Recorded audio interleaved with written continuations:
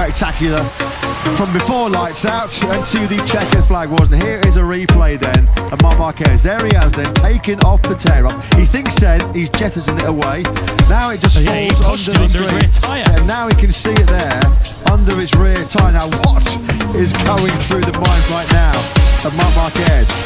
He probably doesn't realise at that point it's under his rear tyre. He obviously saw where it was, tried to move it with his hand. All he did was just push it directly under his rear tyre, which then span like a top when it hit the deep tear off. Just when you think you've seen just about everything in the MotoGP World Championship, we see Marc Màrquez.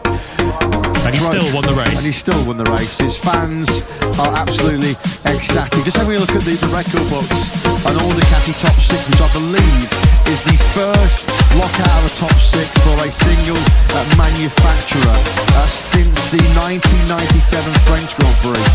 Paul Ricard, it was done by Honda, led by Mick Dunn, of course, the Aussie legend who's here this weekend.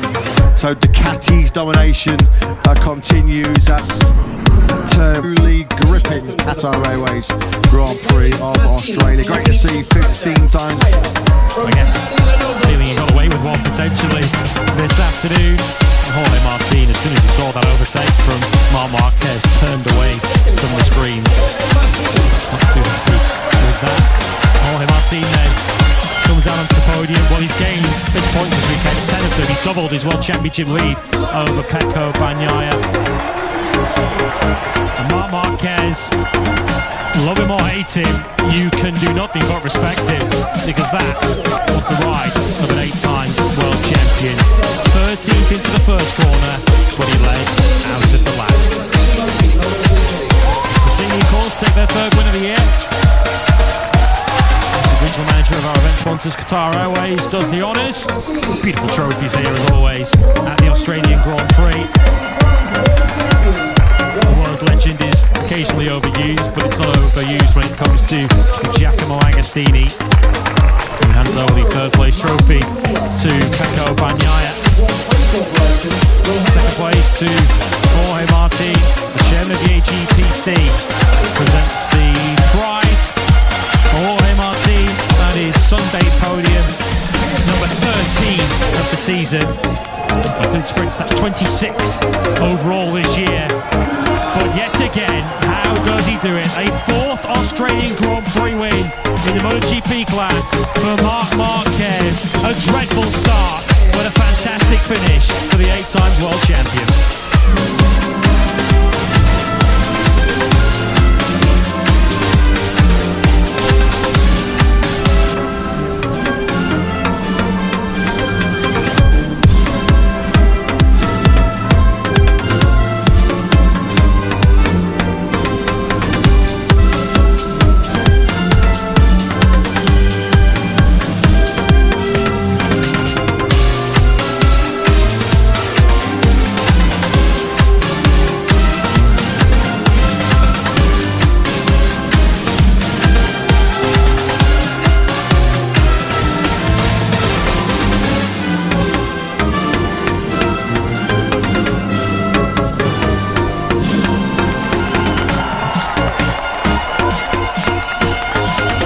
Another absolutely enthralling and brilliant Australian Grand Prix here in Phillip Island as the celebrations kick off yet another All Ducati podium. First ever All Ducati top 6. What a job Gigi Dall'Igna and his army of engineers have done back in Borgo Panigale.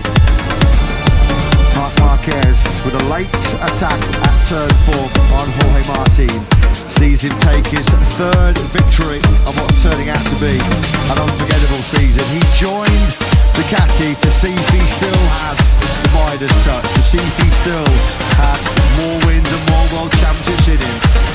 Well, watch out 2025, because when Marc Màrquez finds himself on a factory Ducati, well, cue the fireworks. Chewy's now, as the top 3 get ready to commence the traditionally Australian celebration. The food now getting launched into the crowd. Fans have had to put up with all kinds of weather here this weekend, but boy were they rewarded with a cracking Australian Grand Prix race day. 3 fantastic races here this afternoon, culminating culminating in a shootout between Marquez and Martin. And whether it's the future world champion or not, Jorge Martin in the end could not deny the former MotoGP world champion. Great scenes, special scenes as always, as some lucky Aussie fans are going to get some special souvenirs here as all kinds of equipment gets launched into the crowd. Pecco Bagnaya's lost his, well he's not lost them, he's thrown away his boots to some lucky recipient. Off go the knee sliders as well. It's Bagnaia in bounce back mode in Burram next weekend. The damage could have been worse of course as well. And Marc Màrquez knocked him a bit of a turn at turn 4 late on. It could have been a 25-point deficit that Bagnaia was trying to close in on. Still plenty of points at stake, still plenty to fight for. But is this weekend where Martin stopped the rot? He lost points to Bagnaia in the last 2 Grand Prix, but it was some fight back. As he doubles his advantage from 10 to 20 points. I'm sure if he'd have said that to Jorge on Thursday, free weekend, he'd have definitely settled for that one. It's Marc Màrquez. What we said, he had nothing to lose. We've said all weekend, we've said towards the back end of this championship that he's still going to be a big factor to contend with. He's going to be taking big points away from the title rivals. Well, he certainly did that here this afternoon. Phillip Island race that was memorable once again for so many reasons. With Haley Messina, I don't think he'll have his voice back by the time we get to Thailand in just a few days' time. Return to Asia, to hotter climes. We hope in some of the chilly weather that has fallen our way here in Phillip Island.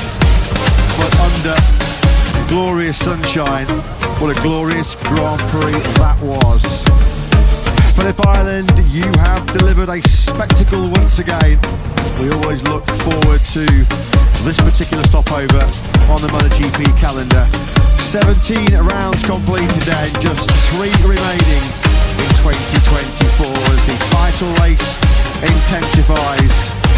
Very much now though in favour of Jorge Martin after his double podium hit in Australia, sees him take a comfortable 20-point lead in the championship to Burram next weekend. Great scenes these for the thousands and thousands of Jack Miller fans who are getting up close and personal with their hero.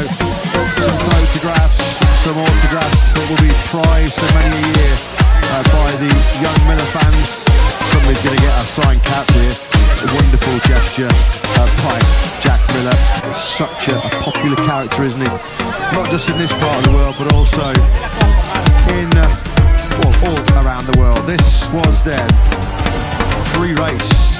This was before all the drama came the way of Marc Màrquez as the tear-off got wedged under his Michelin rear tyre. The big wheel spin off the line, but yeah, just reminding everybody, I'm the man, I'm the boss here in Phillip Island as he takes his 4th Premier Class success, and he did it in some style. Win number 3 for Gresini Ducati, and he is now 14 points clear of Enea Bastianini in the chase for 3rd place in the championship. We head from down under back up to Asia, to the Chang International Circuit and the PT Grand Prix of Thailand. Last year's Thai Grand Prix was a classic, wasn't it, between Martin Bagnaia and Brad Binder. Let's hope we get more of the same this time next week with another thrilling Burram battle. All of the Thai Grand Prix we've had so far, certainly all those that took place in the dry, have been absolute epics that have gone down.